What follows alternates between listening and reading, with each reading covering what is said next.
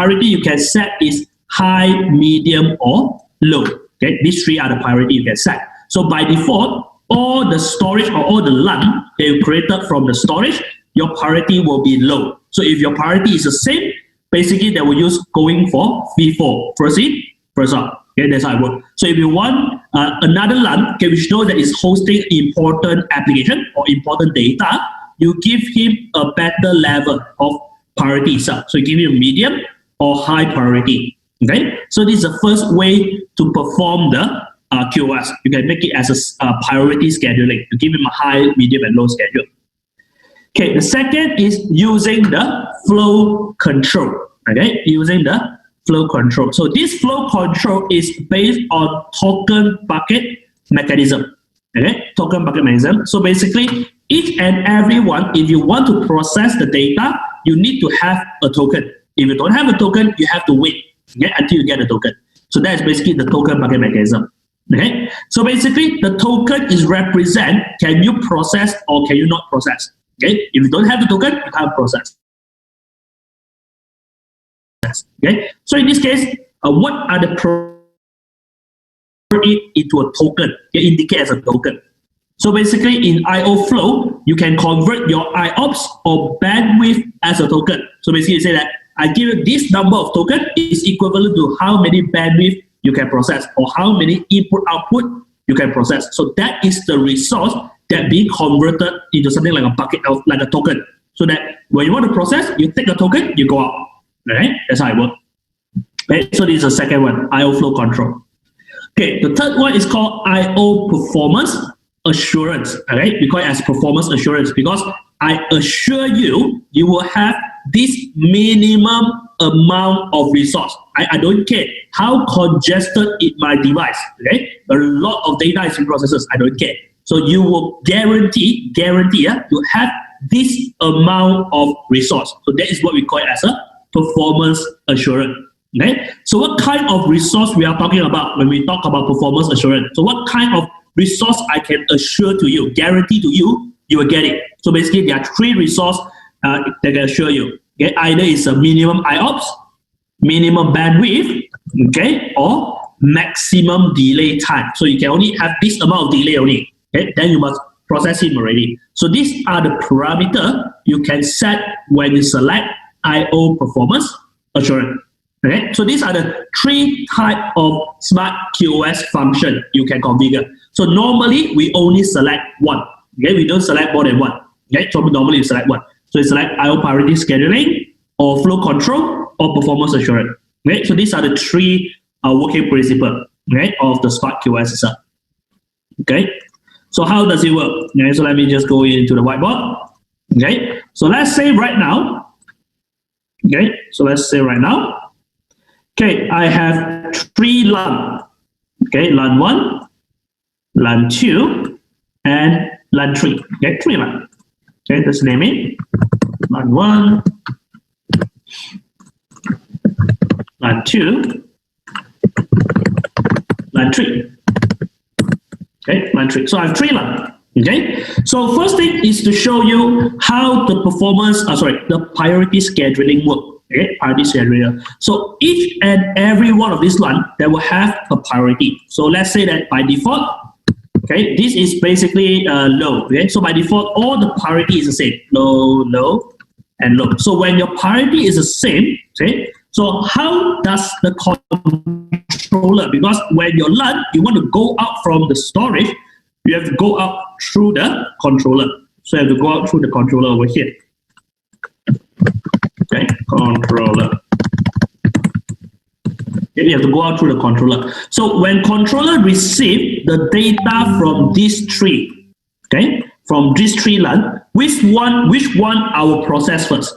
Okay, then the first thing I will see is what is your priority. So if your priority is everyone is the same, then he will perform something called as a V4. Okay, first in, first out. Okay, so who comes first? I will process it first. So if all your priority is the same, then I will go for V4. Okay, I will go for V4. Okay, then in this case, let's say that this guy, okay, LUN number 1 is important, high important. Okay, high important. It's very important, high important. LUN number 2 is just important.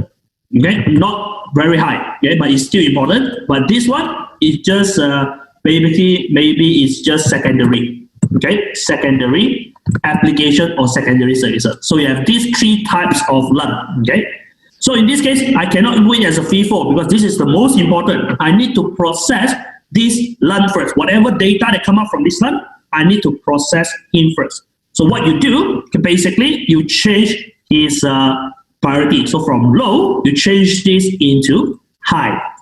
Okay, you change this guy into high. Okay, so it means that whenever controller receive a packet from here, you always process me first. Okay, then in this guy from low, because second important, I change it to medium. Okay, medium. So it's a medium priority. So this one is secondary, I just leave it as low. So in this case, when you have different type of priority, you will no longer use FIFO. Okay, this one no longer apply. Okay, so when you have this kind of priority, FIFO no longer apply.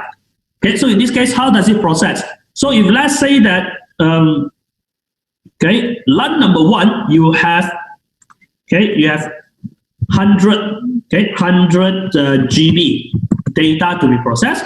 So the controller, when he receives this 100 GB, he will always process all the 100 GB first. Then only you will process into the second LUN, second data, and after that only go to the third. Even though second is only 1 GB, if only 1 GB, this guy, let's say that is 10 GB. Okay, so even though second LUN is only 1 GB only, then you process finish already. But because the priority of LUN 1 is higher than you, I need to process all the 100 GB first before I go to the second medium. Then in the end, I only will go for the low one. Okay, so this is how the priority control do the quality of service. So to make sure high important LUN, when you come from high first, then only go to the medium, then only go to the low.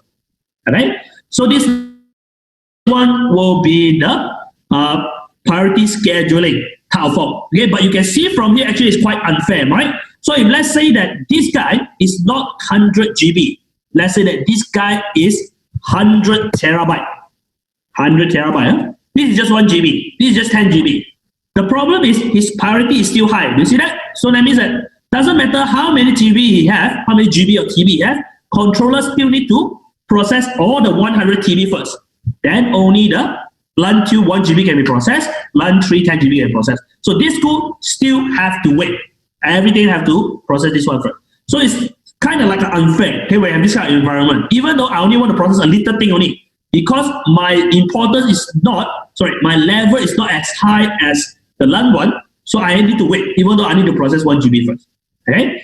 So in this case, you can see this method is quite, there's some issue. Okay? If let's say that your high important one, you have a very big size of data you want to process, it's going to take very, very long time for you to finish the processing. Okay, so in this case, we don't use the first one. Okay, so we don't use the performance assurance. Okay, because it's there's a problem with, if let's say that number is a lot, so I don't want to use this one. So in this case, you can use the flow control. So flow control is much more fairer. Okay, it's much more equal, everyone. Okay, so how does the flow control work? Okay, so flow control, they will not evolve your priority anymore. Okay, they will not evolve your priority anymore. Okay, so in flow control, the same thing. Let's say, let's say this LUN number 1, LUN number 1, you have 100, 100 GB data to be processed, or 100 block of data you want to process. So I just put 100 over here. Okay, it can be a GB, it can be a block, doesn't matter. Okay, then LUN 2, LUN 2, let's say that this guy need to process around 70, 70 block to be processed. Then the last LUN, the last LUN, LUN 3, so let's say that this guy also require around 70 block to be processed. Okay, so it's the same as LUN 2. Okay, so all this guy is going to send their request to the controller. Okay, so how does the I/O flow control work? First of all, let's say that this is a block number. I can process 70. I need to process 70 block. Okay, But LUN2, one time he can send how many blocks to be processed. And that thing will be governed with something we call it as a, bucket. Okay, so this is your token bucket. Okay, token bucket. So each and every one of this LUN, they will have a token bucket. So if let's say that this is a secondary, so you give him less number of token buckets. So let's say that concurrently he can send maybe 10 blocks at one time. So in this case, I give him higher number. So instead of 10, let's say that I give him 20. Okay, 20 token in the bucket. And after that, the last one, high important LUN 1, this guy is high important, so I give him more token. So let's say that this guy I give 30. Okay, 30. Okay, so what does it mean in this case is that when LUN 1, you want to send this 100 block to the controller, you cannot send all 100 together because you only have 30 tokens. So at the same time, you can only send 30 block into the controller. The same thing happening for LUN 2. You have 70 block to be processed, you can only send 20 at the same time. This guy have a 70 block, you can only send 10 at the same time only. So when you go into the controller basically will practice the FIFO. You'll practice the FIFO. Who comes first? I will just process him first. But the good thing is that no longer LUN 1 100% occupy your resource. Right now, LUN 2 and LUN 3 have a chance to queue into the process to be processed first because he can only send 30 at a time. I can send 20, I can send 10. So that means that you're able to go into the queue to queue first to be processes. So when you go into the queue, the controller will practice FIFO. First in, first out. Okay? So whoever sends me first, I'll process first. So if you look into here, if this guy can support 30 block per processor, means that he only need to run around 2 point something runs only. 3 point something runs only. Okay? He just need to run 3 times. Then the controller will finish process this guy already. This guy is 20, he need to run approximately 3.5 or 3.8 times. This guy only 10, he need to send 7 times. So in this case, the LUN 1 always will be processed finish first. So you still maintain LUN 1 as high important. All the data will be processed first. You have the biggest token bucket.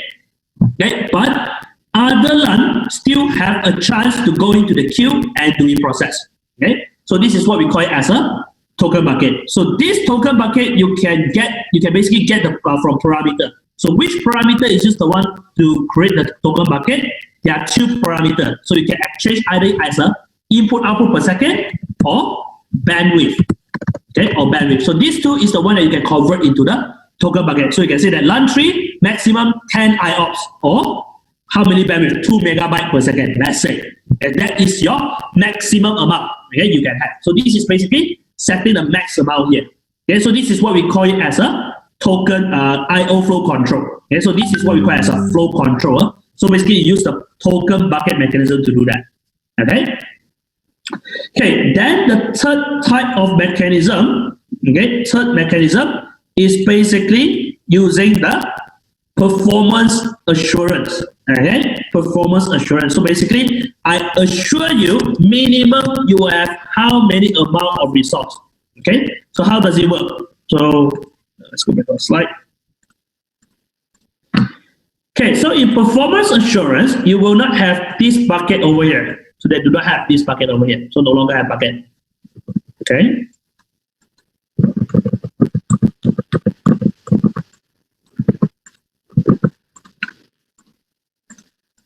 Okay, so you no longer have bucket.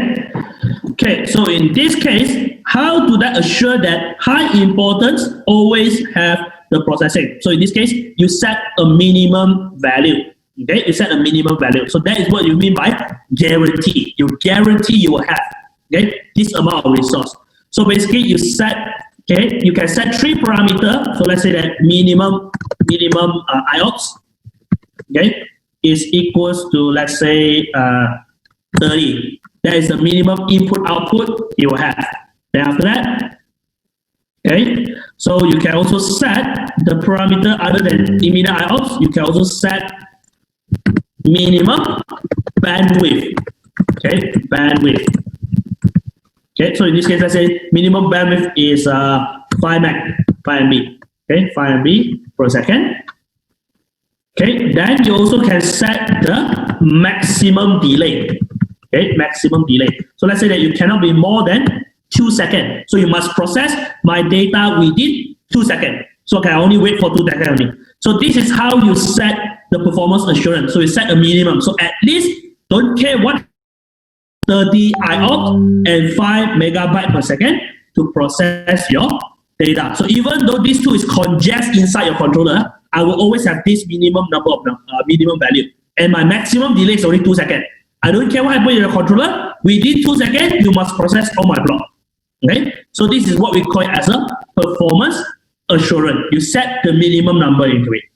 Okay? So basically, these are all the QoS functions. Okay? These are all the QoS functions. Okay? So basically at the back, it just show you this is performance assurance. So if you do not have performance priority scheduling, then process anything coming from the high important, then go to the medium, then only go to the low.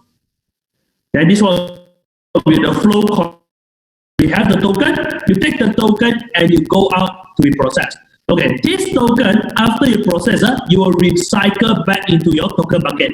So after it finishes the 30, the token bucket will refill himself with those tokens. Then you can use the token to go out again. Okay, to go out again. So it will refill automatically himself after you use it. Okay, so that is the flow control itself. And lastly will be the performance assurance, as I mentioned. So you set the minimum. So you set at LAN 1 minimum how many IOPS, how many bandwidth, what is the maximum delay.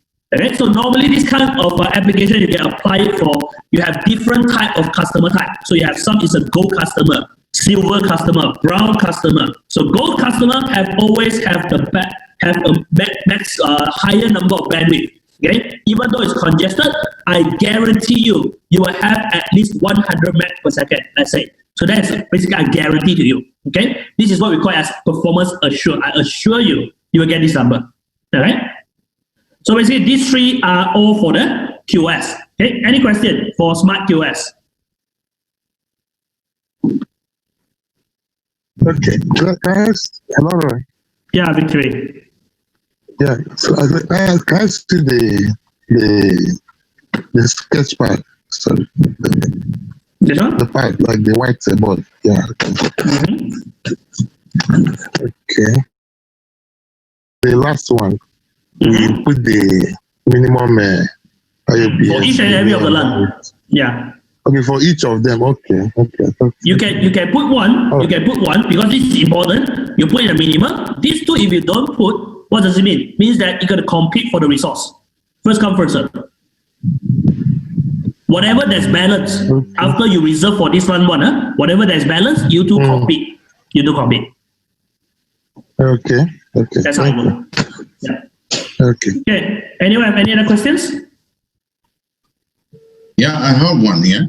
Yeah, David? It's not particularly related to this topic only. Doesn't matter. I'm talking about this, the smart mechanisms that are being used. Are they Huawei specific technologies or they are open? No, this is this kind of smart feature. Some other vendor they do have it. Just that Huawei, they name it the software called the smart feature only.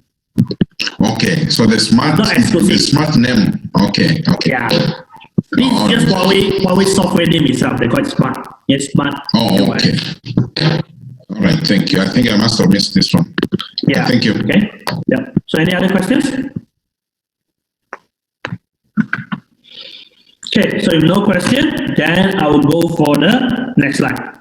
Okay, so this is basically all for your smart QoS. So the next, we are talking about the smart partition. Okay, the smart partition, this guy. Okay, so basically, what is the function of smart partition? What does it partitioning? So first of all, what do you mean by partition? So partition basically means that you cut something into a smaller pieces. You partition it. Okay, you partition the guy. So basically, what are you cutting? What kind of resource you are partitioning it? So basically, smart partition, basically you are a smart cache partitioning technology. So basically, you are partitioning your cache itself, basically, or we call it as a RAM. Okay, for layman term, it's called RAM. So basically, whatever RAM that you have, you partition it. Okay, in Huawei, they separate the RAM into two types, the read and the write. So these two, you can partition it, the read RAM or the write RAM. So they have two different, read and the write RAM. Okay, so these two, you also can partition it. How many you need, okay, to be partitioned it? Okay, after you partition it, then you can apply it to a LUT. So when you apply this partition to one LUT, he will be exclusively owning this partition. No one can use it other than me. Okay, if I assign to it, okay, other people cannot use this partition. So this is also another way of doing a QoS, but we don't call it smart QoS yet. We call it smart partitioning. Okay, it's another method of doing a quality of service one. Okay, for the storage itself. Okay, so basically that is what we call it as a smart partition. Okay, smart partition. Okay, so how does a smart partition work? Okay, so smart partition basically from this cache, your big pool of cache, but your whole controller itself, they have a RAM.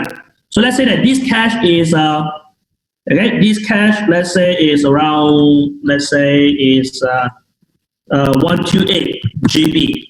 Okay, 128 GB of cache. But out of this 128 GB of cache, maybe half of them is a write, half of them is a read. So let's say that out of the 128, your write cache, okay, your write cache, let's say equals to 64 GB. Then your read cache also equals to 64 GB. So total you have 128 over here. Okay, so read and write, they have this one. So what you do from this 128, let's say that this storage over here, I need him to have their own exclusive RAM to be used. So when you have an exclusive RAM, means that you have your own priority queue lane to queue your data to be processed. Because where do you queue your data? You queue it in the RAM, you queue it in the cache. So when you have a dedicated queuing, you have a dedicated cache, means that you have dedicated queue to go in. Right? That is how you give you a priority. So from here, let's say that this partitioning, I want to partition it as a, right? So here you have to mention what is the right partition. So out of the 64 GB, I want to take, let's say around 5 GB. Then for the read, okay, let's say that this one is lesser read, I pick up 3 GB from it. So this one will be exclusive for the first one over here, service number 1. So whoever that you are applied to this service number 1 or whoever learned you use this partitioning, he will exclusively own this partition, okay, his own one. If it's not enough, then he compete outside. So from 64 minus 5, from 64 minus 3. So if let's say it's not enough, you need more GB, you need to compete with other people. Okay? Because I only reserve 5 GB of write and 3 GB of read to you. This is how the smart partition works. Okay? So this is how the smart partition works. Okay, so basically what they show here is just the same thing. Okay, keep on doing the same thing. Okay, so application scenario. Okay, so if you look into here, this is an example. How do we apply the smart partition? So let's say that right now, I have 2 different services. One is a production service, one is a test system. I have these 2 services. So when I have 2 services, basically I have 2 LUN. Let's say I have 2 different storage over here. So in this case, you need to know what is your production system require, how many GB of read, how many GB of write RAM required, as well as the test system. You need to know the exact number. Okay? So in this case, when you know the number, then say, okay, I know that this production system is going to have frequent read and write I/O. So the read and write I/O is very intense or very high over here. So maybe later when I create the partition, I give him more read, I give him more write cache itself.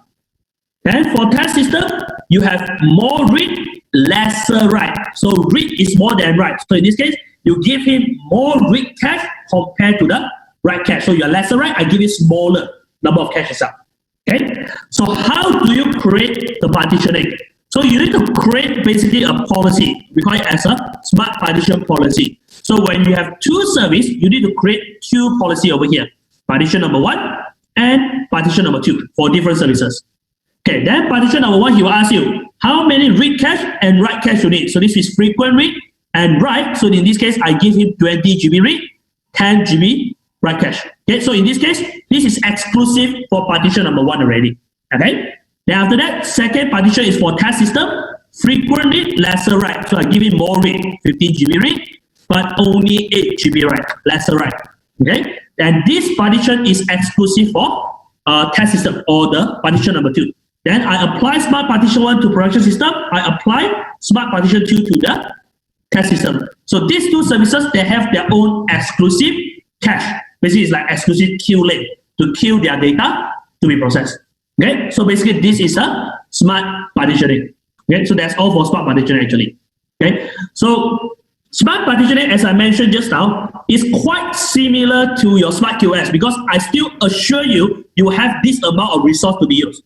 So the question is, when do you use smart QoS? When do you use smart partition? So you might have a scenario, you use smart QoS, then another scenario, use smart partition. So in what scenario you will use either one? Okay. So the answer is basically, do you know the exact figure or do you know the number that you are going to partition for your smart partition? Do you know what is the read and what is the write or not? So if you say that, yes, I know how many read cache I need, how many write cache I need, then you create smart partition. Okay? Because you know the exact number. If let's say that you do not know, yeah, I only know these services or this resource is important. I need him to be processed first, but I cannot give you the number. I cannot tell you how many read cache I need, how many write cache I need. So in this case, you cannot apply smart partition because in smart partition, you need to tell me the exact number first. If you do not know the exact number, then you go for smart QoS because smart QoS, they never ask you for the exact number. They just ask you what is the minimum, what is the maximum, and what is your priority level. That's all. They never tell you, they never ask you how many read cache, how many write cache. They never ask this one. So if you do not know, go into smart QoS. If you know, go into smart partition. Okay? So that is when you choose smart QoS, when you choose smart partitioning. Okay? It's the smart partitioning function. Okay? Anyone have any question regarding smart partition? Yes, hello. Yeah. Good morning. Please, I want you to clarify again your decision about which one to use from smart QoS and the smart partition. You said if you know the number of cache that you will need for read IO or write IO, okay, then you can use partition. Yes, correct. Smart partition. Okay, so now when do we use smart QoS? If you do not know the number. All right. If I ask you, okay, this application, how many read cache, write cache you need? You can't tell me, but you say that it's important. How important? Maybe medium level, high level. So in this case, I cannot give you smart partition because you did not give me an exact number. So in this case, you can go for smart QoS. Because smart QoS, they never ask you for the exact number. Okay? Okay. Thank you. Yeah. You're welcome. Okay, any other questions?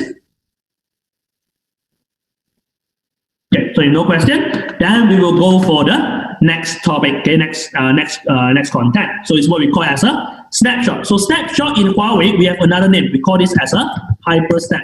So this is a hyper series function. So if you still remember what is the function of hyper series, it's basically for data protection. So basically this guy is to protect your data. Okay, so we call it as a hypersnap actually. Okay, so this is just a generic name, the general name. We call it snapshot. That's a mechanism function. Okay, snapshot. Okay.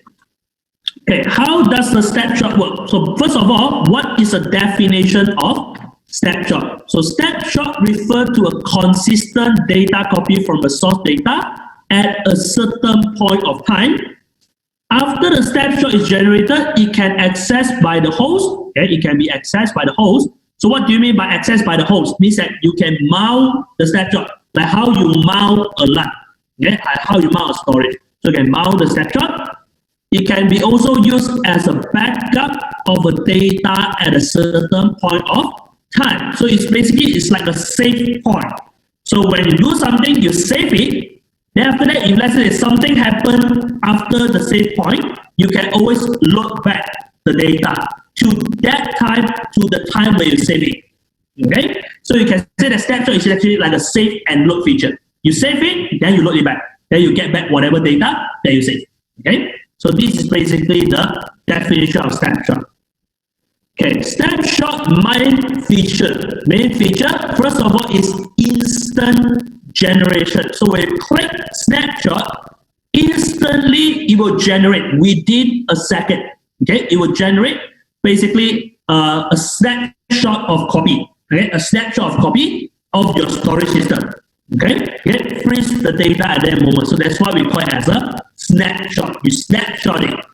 But the problem is when you snapshot, you are not cloning the data. So if you have 1 gig over here, your snapshot is not 1 gig because I do not copy the data.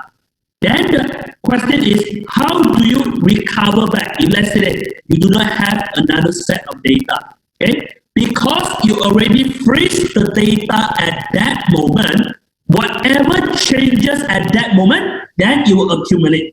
Okay, so if you want to recover back, we are calling it rollback. Okay, you roll back to the previous state itself. Okay, then you will get back the saved data that you have, your snapshot data that you have. So basically, that's why snapshot can be instantly generated because you are not performing cloning, you are not performing copying. They don't do anything. They just freeze the data only. Okay. Okay. Second main feature is that it takes up less storage space because that. A snapshot itself is not a complete copy. It means that 1 gig, I copy 1 gig out. Okay? It's not a full complete copy of a physical data. Therefore, it does not take up much of your storage space. Okay? Thus, even the source data is very huge, snapshot can only take very less amount of storage space. So because you are not performing a cloning or copying, because the data is still the same source, when you perform a snapshot, you are freezing that original data only. So that's why you are not cloning. So it will not take up a lot of space, okay, when you do a snapshot. Okay, so this is basically the features of the snapshot. Okay, so there's some terms, okay, when we talk about snapshot, there's some terms that you need to know, okay, when we talk about snapshot. First of all, what do you mean by source volume? Okay, what do you mean by cow data space, snapshot volume, snapshot rollback, mapping table, and inactive? Okay, these are the 5-6 terms that you need to know. Okay, so source volume basically tell you that the volume where the source data is reside for the snapshot, it represents to the host as a LUN. Okay, so basically what do you mean by source volume? Source volume basically the target that you want to snapshot. This LUN, right? I want to snapshot this LUN. This is my source volume. Okay, so for snapshot, the LUN that you want to do a snapshot, we call it as a source volume. Okay. Okay. Then after that, the next one is what we call it as a COW data space. So your COW, your cow, basically is an abbreviation. It stands for what? Copy on write. This is the full name of it. Alright. Copy on write data space. Okay. So copy on write data space is a mechanism how the data will write after you create the snapshot, because you already freeze the data, am I right? If let's say I have new data come in, how do I write the new data into your storage? So basically, this is the mechanism they use it to write. We call it as a copy on write, COW. Okay, other than this mechanism, snapshot, you also have another mechanism. We call it as a ROW, okay, or we call it as a redirect on, redirect on write. Redirect on write. Yeah, redirect on write. Okay, so this is what I call it as a ROW. So snapshot, you have two mechanisms to write the data after you freeze the original data. After you freeze it, I want to add new data. How does it write it? There's two mechanisms to do the writing. Either you use a copy on write or you use the redirect on write. By short, we call this as COW, C-O-W. This one as ROW, okay, row. Okay, so these are the two mechanisms to write your data after you freeze the original data. You want to add new data inside. Okay, how does it work? Later I explain to you. Okay. Okay, next is what we call as a snapshot volume. So snapshot volume basically is a copy of source volume. So when you freeze your data, the data that you freeze will be the snapshot volume itself. Then whatever you continue to write, you will write it into the source volume. Your snapshot volume will not change because you freeze the data already. Okay, so that's what we call as a snapshot volume. So it is a logical data copy generated after the snapshot is created from the source volume. So this guide will only be generated after you snapshot from the source volume. Okay, you clone the exact thing out. Okay, so this is what I call a snapshot volume. Okay, then snapshot rollback is a function for you to load back your data. Your snapshot is like the save point. You save your data at this point. When you want to load the data back, the mechanism is called as a rollback mechanism. You roll back the data back to the previous time point. Okay, restore back to the previous time point where the snapshot is being made or the save point is being made. You load back the data. Okay, that is the snapshot rollback. Okay, then mapping table. So mapping table is used to record down the change of data in the source and snapshot LUN at a certain point of time and the changes storage location of the data. So basically, it's to map your data which hard disk that is stored. I need to know which hard disk we store. So this is what we call as a mapping table. So from the LUN, which hard disk that is stored into it, there is a mapping table into it.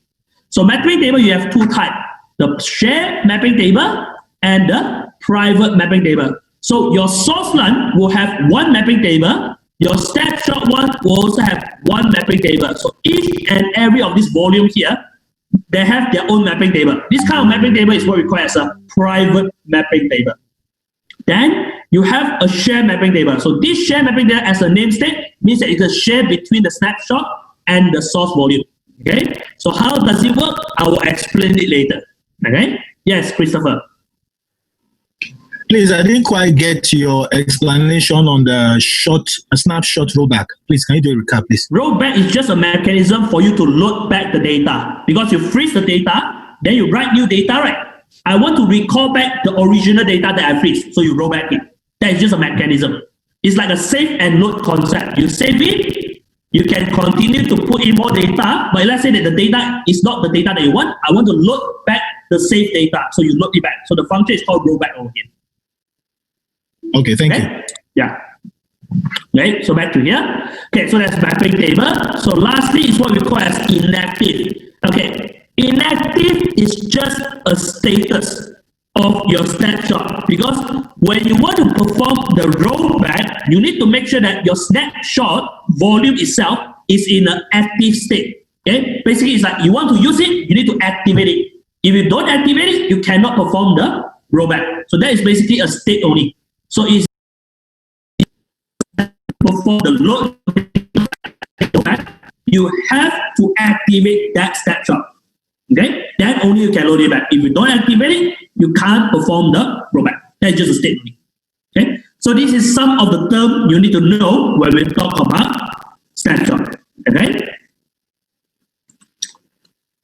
Okay, next we look into the mapping table. So mapping table basically is a representation mapping relationship between the snapshot data and the source data. So where is your data is located at? Okay, your snapshot data and the source data.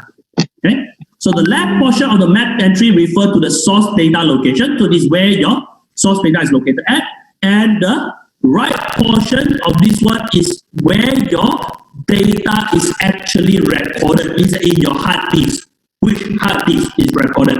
So basically, left is on your snapshot, right is on the disk itself, which hard disk you return the data into.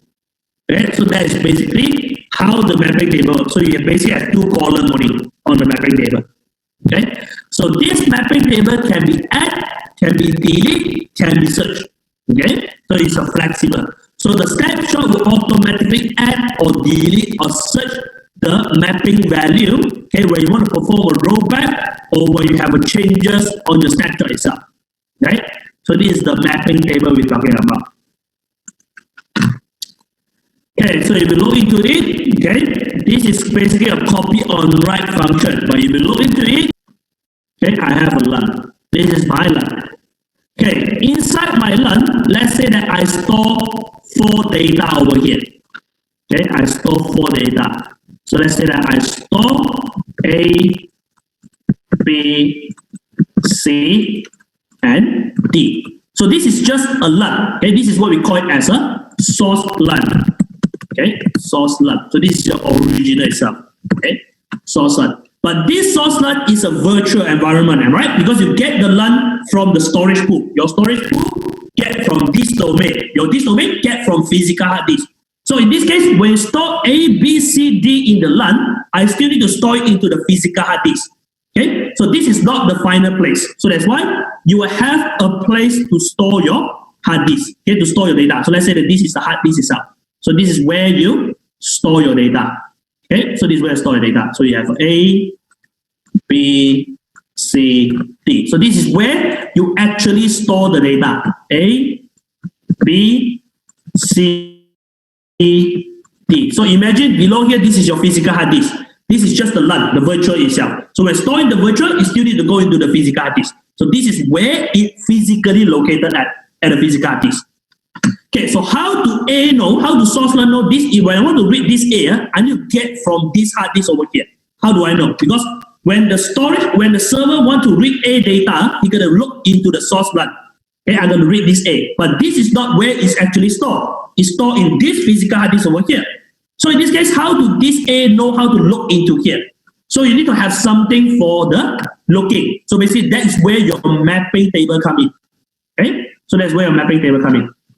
So let's say that each and every one of here, just for easy, I put in a number here. So this is number 1, number 2, number 3, number 4, number 5, number 6, number 7, and number 8. So let's say that I have 8 of them.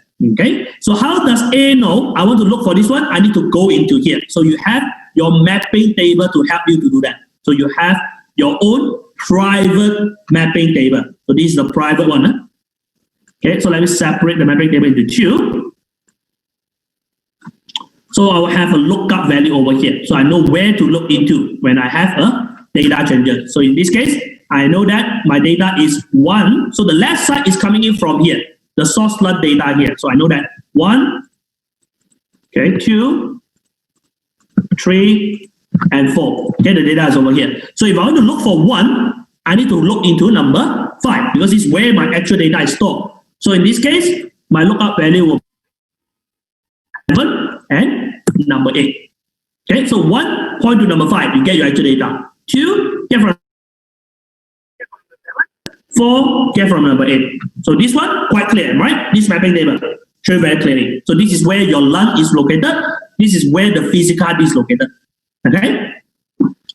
Okay, so let's say that this thing is a 1 gig data. Okay? I want to capture, I want to freeze this data. So what you do, basically you create a snapshot. So let's say that I create this snapshot at 9 a.m. Okay? 9 a.m. At 9 a.m., I create this snapshot. So when you create this snapshot, what you do, so basically snapshot will just copy all these things and code it up on here. So that's what you do. I will copy whatever they have over here, copy everything, okay?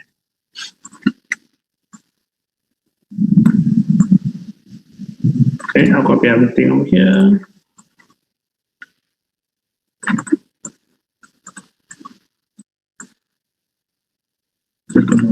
So this basically they will copy exactly the same thing. So you have A over here, I will just copy A, B, C, and D. Okay, I even will copy the number, okay, that you have over there. Okay, so I will have number 1, number 2, number 3, and number 4 over here. Okay, other than that, I also will copy this mapping table. So I will have my own private mapping table. Okay, so I will just copy whatever mapping table you have. I'll copy exactly the same thing. Okay, so I'll get the same mapping table as you.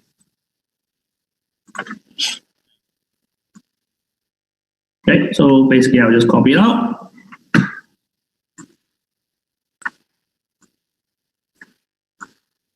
Okay, so what you have here, so you have A, B, C, D. Okay, in this case, I also will have 1, 2, 3, and number 4 over here. Okay, so I have all these guys over here. Okay, 1, 2, 3, 4. Then I also will copy exactly the same thing. Okay, this one will be 5, 6, 7, and number 8. So you can see that I just copied this guy over here. This is what we call it as a snapshot LUN. Okay, snapshot LUN. It's just your snapshot LUN. But where is your actual location of this snapshot LUN? This is not the actual location, am I right? This is just a place for the LUN to refer your data. But your actual location, you still point to the same data over here. So he will point to here, I will point to here. So that means that you actually did not duplicate this data because this is where your actual data is stored. This is the 1 gig.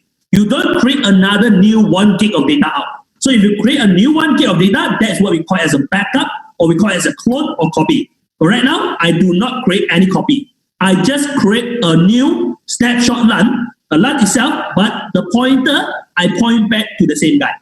Okay, so basically both of these LUN share the same source of data.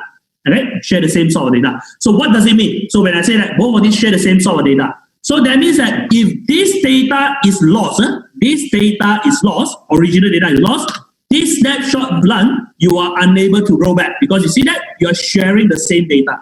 Anything happen on this data over here, there's no way for you to recover back. So if this hard disk is failed, you cannot get your A data anymore.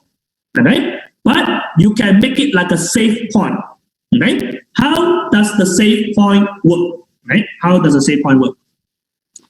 Okay, so in this case, let me move this guy up a bit.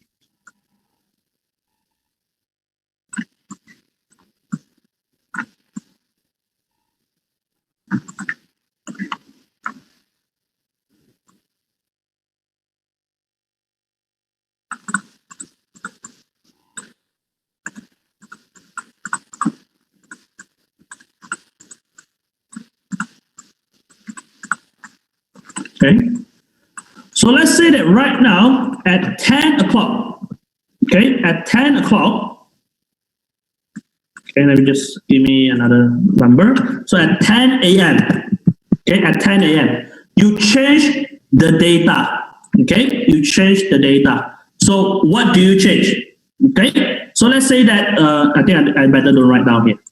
Okay, I use the same one. So at 10 o'clock, okay, you change the data.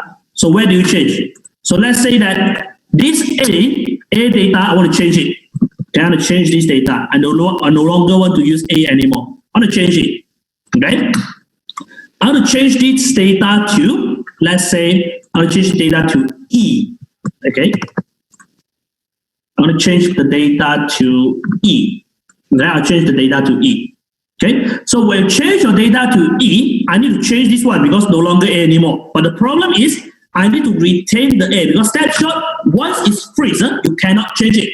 I need to hold this A data. But the problem is, I replaced the A already on my original LUN.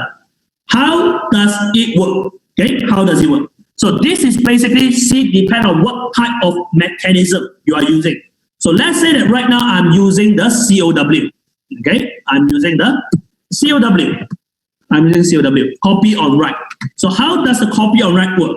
First of all, okay, what does the name stand for? The name stands for copy, then you overwrite it. So what you do, basically, you need to request a new space for him. I will request a new space for him. This is a new space. Then you copy out this A, and you put it here. Okay, you put it into here. This is a new A. Okay, then after that, you replace this data from A, you replace it with E. Okay, you replace it with E. So in this case, E, you still have an E. A, I still maintain the A data over here. Okay, so this is what we call it as a copy on write. Okay, you copy out first, then you overwrite the original data. Okay, so this guy, basically the pointer need to be changed, am I right? The snapshot here. Because A no longer at number 5 anymore. A right now is at number, okay, it's at number 9 right now. Okay, it's at number 9 right now. So it's no longer at number 5. So this guy mapping table need to be updated, but not this guy. Because this guy, number 1, still at number 5. So don't need to update this one. So in this case, okay, in this case, I need to update here.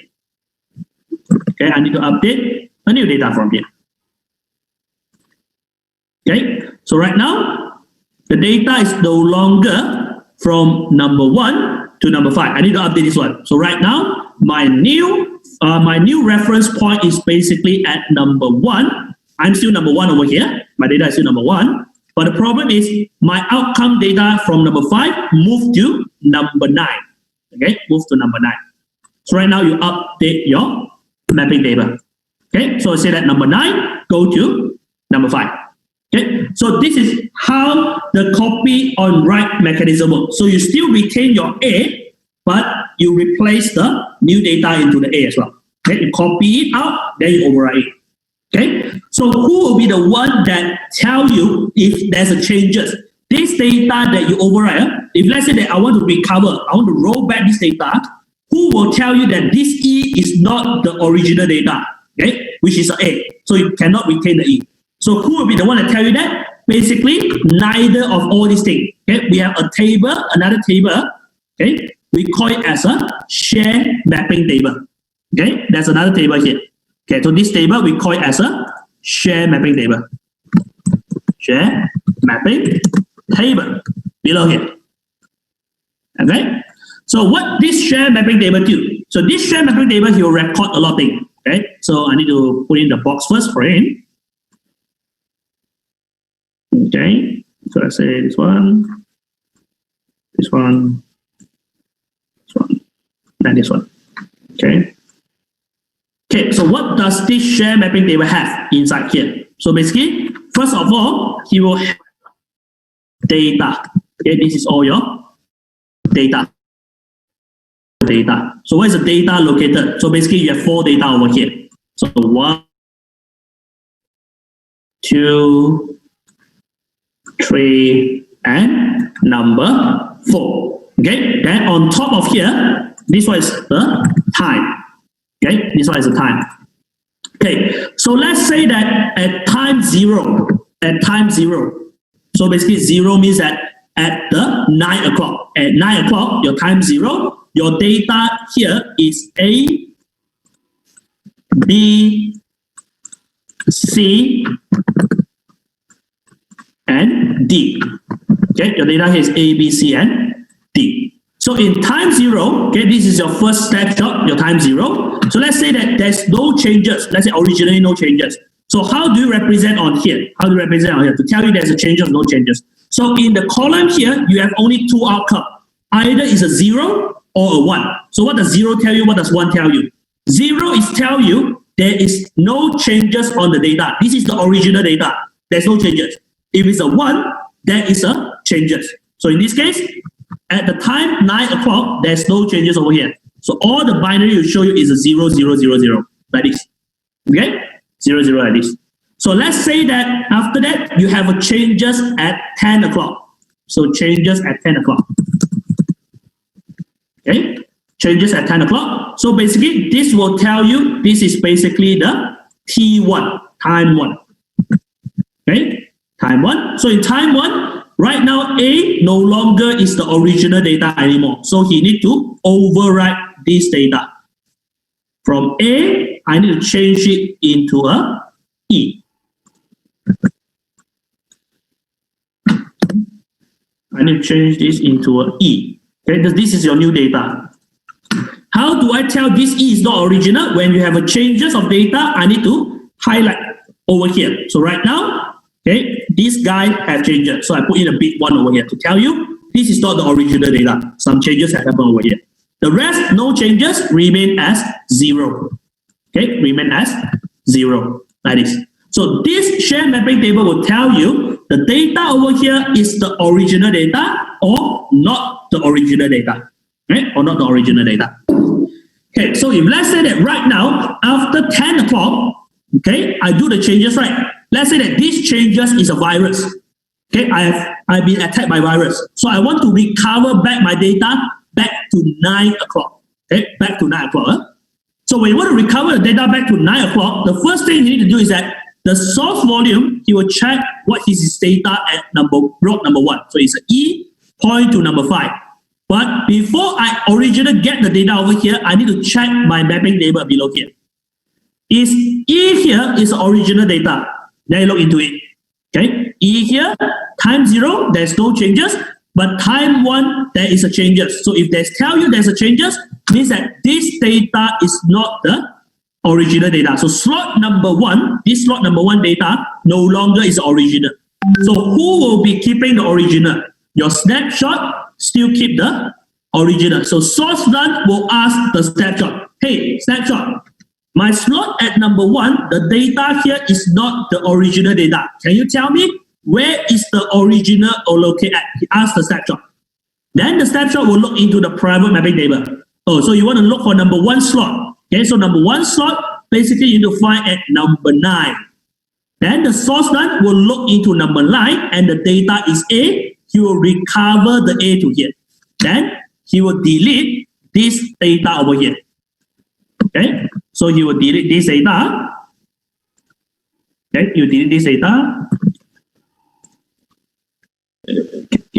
Okay, delete this data and he will restore back the data to A because this is how you recover back. Okay, and no longer the original. So when restore back, number 1 no longer at number 9 and number 5 anymore. So this one is become invalid already. It become invalid. I need to update. So right now, number 1, okay, number 1, okay, number 1, you right now find at number 9. Okay, then what happened to this data here? So this data will be deleted. Then this one will become an empty space. So when you want to write it, you can use this space to write new data. Okay, you want to write new data. So this is how you roll back. Okay, so once you already roll back, okay, and just give me 0, 0. So once you already roll back, this one data also have to change from E. You have to change back to A. Okay, so you have to change back to data A over here. Then after that, this time will no longer valid. He will delete the T1 out. So he will remove this one back into T0. So go back to the normal state itself. So then if you have new data, the same thing will happen. Copy a new space, write out again. Okay? So this thing will keep on continue until you delete the snapshot. Okay? Until you delete the snapshot. Okay, so this is how the snapshot works in the background. So what you need to know, okay, you need to know how it write the data. That's enough. What I explained to you is what happened in the background when you write a new data, what happened to the storage system and what you would do. You update which table itself. Okay, so this is what we call it as a snapshot. Okay, one very important thing is that this space, if let's say that you overwrite a lot of data over here, this space will continue increase and there is no limit to it until your whole storage pool is empty.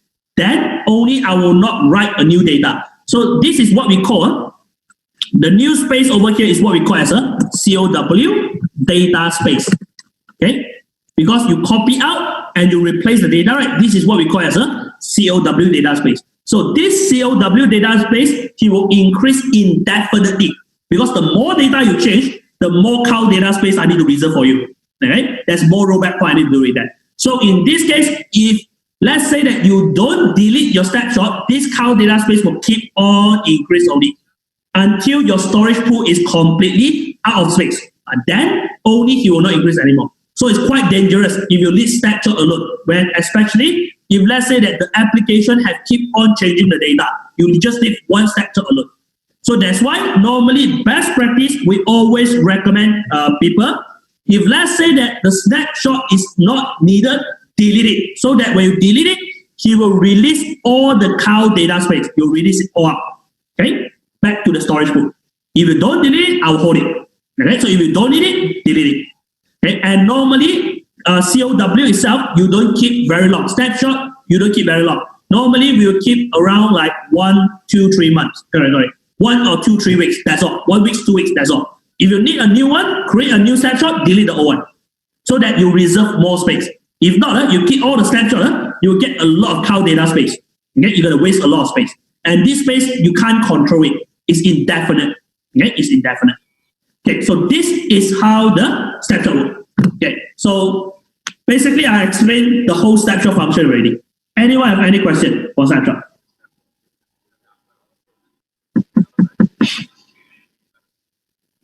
Anyone have any questions? Hello, I have one. Yeah, David. Yes. So let's say at like you have in the diagram here at 9 o'clock. Let's say the snapshot that we have has been taken. Okay, and then at 10 o'clock there's some changes. And then another snapshot. Is it possible to take another snapshot at that point? Yeah, of course, it's possible. Okay. So it will be a entirely different table. Yeah. If let's say at 9 o'clock, you do a snapshot, then you change the data at 10 o'clock, then you create another snapshot at 10 o'clock. Snapshot. The 10 o'clock snapshot will not capture A data. Okay. Okay, it only will capture E. E is original data for snapshot number 2. Okay, so there will be a different share mapping table for that particular snapshot. No, they will use the same one. So basically, they will just replace it by time over here. T1, T2, T3, T4. They have a lot of time over there. Yeah. So the snapshot itself is intelligent enough to know which line is their data. Okay, so the mapping table is shared amongst all the snapshots. This share mapping table is always will be one only. There will be no two. Okay. No matter how many snapshots you create, only will be one. Because here you see there's a time over here, right? So basically, this is the time, the number of snapshots you created, which time. So the more snapshots you have, the more data you have. Okay? But the problem is when you create a new snapshot, you will create a new snapshot run, and you will have a new snapshot mapping table over here. It's completely new one. Okay. They will not share this one. But the mapping table, share mapping table will be shared. Okay? It will only be one only. Okay? All right. Thank you. Yeah, welcome. Okay, any other questions? Okay, so if no question, then that's all for COW snapshot. So I'll just capture this picture and put it into the group.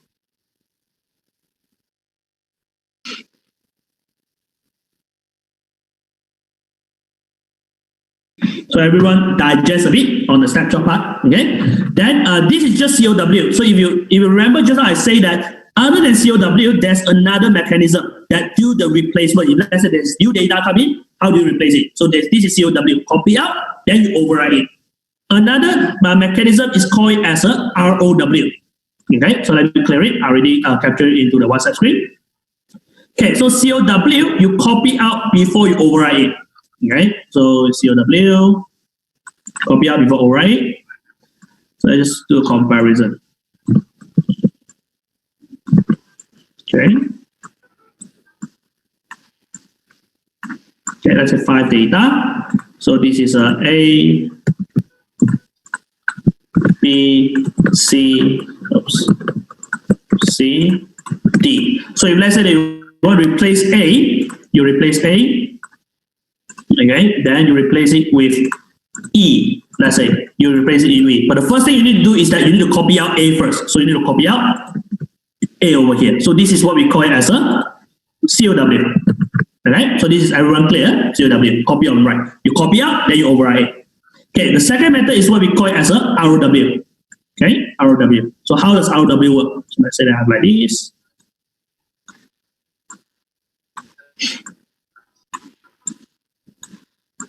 Okay, so the same thing. Okay, the same thing. I have A.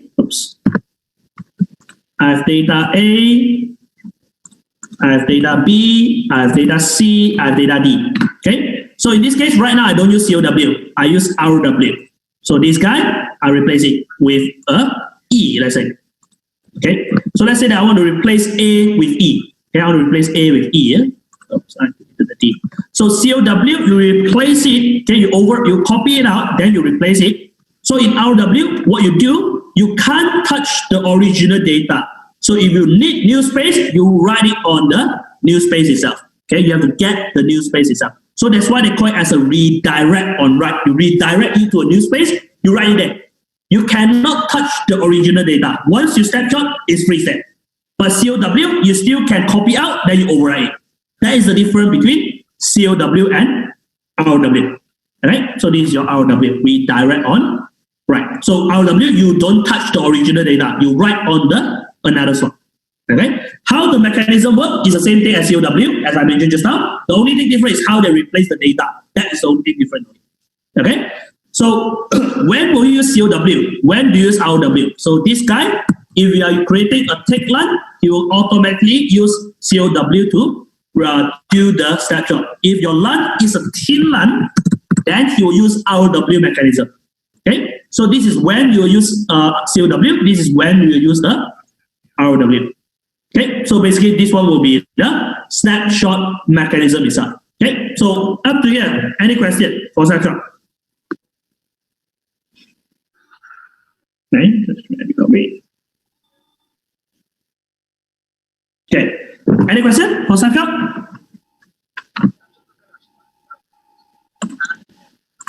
Okay, so if no question, then that's all for snapshot. So basically what I explained just now is going to this slide, okay, all the way to the back. So basically I explained whole thing already, okay, for a snapshot.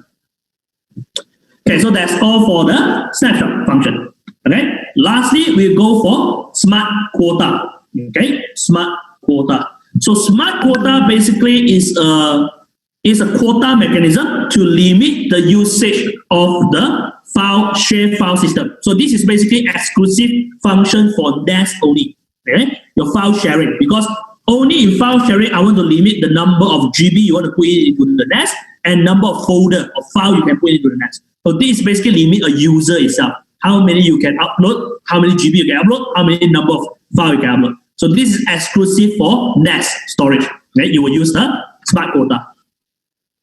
Okay, overview of smart quota. So basically is to restrict, okay, basically the main is to restrict the usage resource of a single directory, okay, of a single directory. Okay, restrict the resource usage of a single directory, user or user group. So directory means a group of people or a department. Maybe you have a department A, B, C. I want to limit the whole department usage. You set it as a directory. You can also limit it as a user, individual user, or you can limit it as a group, a user group. So this user group will share the same quota. Okay, you share the same quota. So that's how you can restrict it. Okay, so it's to prevent individual user from occupying too much storage space and affecting other users. Okay, so this is the main function. Other than that, you can also use smart quota to alert on user on the resource usage through alarm and event notification. So you can set a threshold. When you hit the threshold, it will generate alarm to inform the user. This user A has almost reached his full quota. Has almost reached the maximum of the quota that you can use it. So you can also use the smart quota as a alarm mechanism, okay, to alarm user about his resource usage itself. Okay, so this is basically the smart quota function. So smart quota, as I mentioned, only apply to NAS file share. Okay, file share itself. Okay, so there's some term that you need to know. Okay, first of all is what we call as a quota tree. Okay, root quota tree, soft quota, and hard quota. These four terms. Okay, so in smart quota, you need to know these four terms over here. Okay, so quota tree is a special directory file system. So in the quota tree, you can set directory quota, file limit quota, and manage storage space occupied by file in the directory. So this is basically to create the directory quota. You need to have a quota tree itself. Okay. Then after that, root quota. Root quota is basically a place where you set your user quota, okay, your user quota, as well as your user group quota. Because you are pointing to an individual person or an individual group of people. So you set it at the root itself. So this is a place. First of all, you need to access through the root quota page to your quota tree. So quota tree is to create your direct all this domain A. This is a quota tree for domain A, quota tree for domain B, quota tree for domain C. But inside the domain, you have individual user. You can also set user quota or a group of people. So, but this one, you set it as a root, the base itself, the root quota tree. Okay? Okay, then after that, soft quota and hard quota. So soft quota basically is just a threshold to set it. Okay, basically when you hit this soft quota, I will send you an alarm to inform you almost finished use your resource. Okay, almost finished use means that you still haven't finished yet. It means that after you hit the smart quota, you still can continue to write the data into the file system. The soft quota is just for alarm purpose. Okay, it's just to inform the user, oh, you almost used 80% of your storage already. Okay, it tell you, you almost reached 80% of your quota. So that is a soft quota function. Okay, then hard quota is basically the maximum, the ceiling value. So your number of resource, you cannot be more than this hard quota. Okay, so when you reach the hard quota, the user can no longer write into the file share anymore because you already use up your quota already. So that is what we call it as a hard quota. So these two things you can configure in the next so smart quota itself. You can say what is a soft quota, what is a hard quota. Okay. Okay, so resource control on the directory quota tree. So you can have a root quota tree over here. Then you can create a lot of quota tree, the directory itself for different departments. Okay, let's say. Okay. So Ocean Store V3 support resource control on quota tree directory. First level directory created through the management command is one. Then quota tree directory record additional resource usage, quota limitation, and metadata information. So this is where you see each and every one of the user, how many percent have you used. You can go into the quota tree and check. Okay. It can also use to perform the update of the resource usage and quota check during the IO process. So this guy is also the one that doing the proof check. How many quota have you left? Then you come to here, I'll check for you. Okay, maybe 5 GB, 10 GB of quota. Okay, so this is the resource control answer. Okay, so this is resource usage example. So every time you add a new folder, you record down how many MB from which user. If let's say you have a group, from which group. Other than MB over here, you also will record down how many number of files have you written into the file sharing. Into the share folder. So in the smart quota, he will record you how many capacity have you used and how many number of files have you uploaded. And these two things they'll record down. Okay. Then they'll tell you which user or which user group that use this capacity or number of files. Okay, you write them down over there. Okay, so you can see all these things in the smart quota. Basically, it's at the smart quota, the overview itself. Okay, overview or dashboard itself. Okay, so this is just an example. Okay, so example, I have a file sharing system. This is for engineering department. So I create a directory quota for this engineering department. So let's say that my NAS have 100 terabyte. Okay, 100 terabyte. This is engineering department. I create one department, maybe he get around 5 terabyte of usage. Okay, 5 terabyte usage. So this 5 terabyte is governed by the whole department itself. So this is what I call a directory quota. Okay, over here. Okay, then out of the 5 terabyte, you can separate into user or user group. So this is a manager. Let's say that he has exclusive 1 terabyte storage. He have an exclusive 1 terabyte storage. So only he will have this storage. Out of the 5, minus 1. So balance with 4. Then I have, let's say that I have 3 user group. Okay, so let's say that, okay, this guy will have around 500 GB. Okay, 500 GB. This guy has 500 GB. This guy's at 500 GB. Okay, 500 GB. So you separate them in a group. So this group of engineer, 500 GB. This group of engineer, 500 GB. This group of engineer, 500 GB. So it's shared among the whole group. So this is what you group as a group smart group quota. This is what you call a user quota. This is what you call as a directory quota. So there's a few level of quota you can configure on here. Okay. So this is just an example. Okay. So basically that's all for smart quota. Anyone have any question regarding smart quota? No? Okay. One. Yeah. Alpha? Okay. My question here is I experienced some kind of issue here when I'm using my own. Yeah, pardon? I can't hear you. Hello? Yeah. Hello? Now it's here. Yeah. Still can't hear you. Yeah, it's dropped.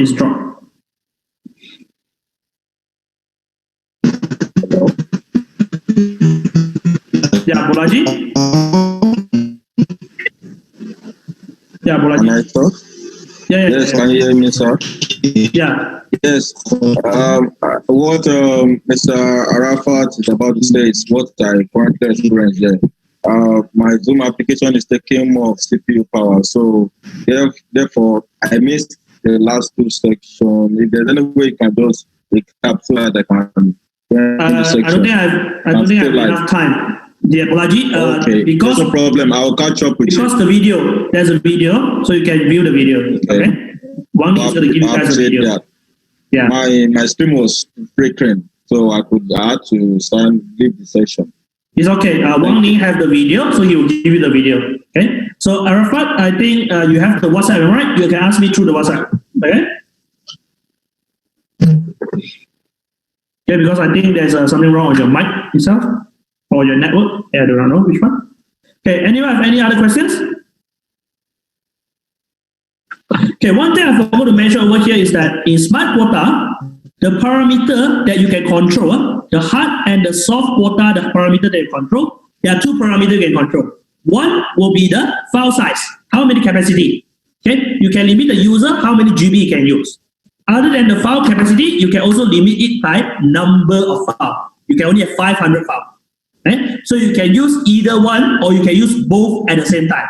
So if you use both at the same time, then you will see which one you reach the hard quota first. So if you reach the capacity hard quota first, even though your number of files still not yet reach the hard quota, you also cannot write into the file system. Okay? Or your number of file system already reached the maximum number of hard quota. Even though your capacity still haven't reached the hard quota yet, you also cannot write it. So it's either one reach the hard quota first. Okay? So you can apply one or you can apply both, okay, into the same time. Okay, so anyone have any other questions for smart quota? Okay, so if no question, then we look into here, the quiz. Okay, true or false? Smart tier is a feature for read cache. It uses SSD to accelerate the speed of data retrieval in the LAN or file system.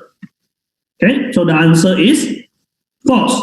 Okay, the answer is false because smart tier that don't use SSD to accelerate the speed of data retrieval. What he is doing, he's doing the migration, the block migration. In block, move up or move down from SSD to SAS or SAS to SSD.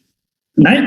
So basically, that is the smart tier function. So it's not to use the SSD to accelerate the speed data retrieval. Okay. Okay. Smart QoS can control which of the following I/O performance. Okay. There are three smart QoS that can do. First of all is priority scheduling. Then bandwidth control, and lastly will be performance assurance. So bandwidth control is equivalent to I/O flow control. It's the same thing, just another meaning, another name for it only. Okay. So flow control is also called bandwidth control. Okay, it's the same thing. So the answer is ABC, these three. I/O cache size is not decided by the QoS. It's decided by the partition. So this is your smart partition. Okay, so this is your smart partition, not smart QoS. Okay, so basically the answer is just ABC. Okay, so that's all for the quiz.